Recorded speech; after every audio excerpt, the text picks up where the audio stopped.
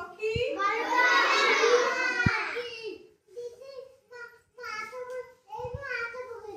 ନାଇଁ।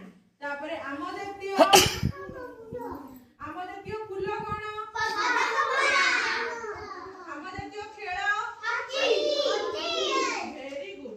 ତାପରେ ଆମ ଜାତୀୟ ପତାକା ତ୍ରିରଙ୍ଗା ପତାକା ହେଲା। ତାପରେ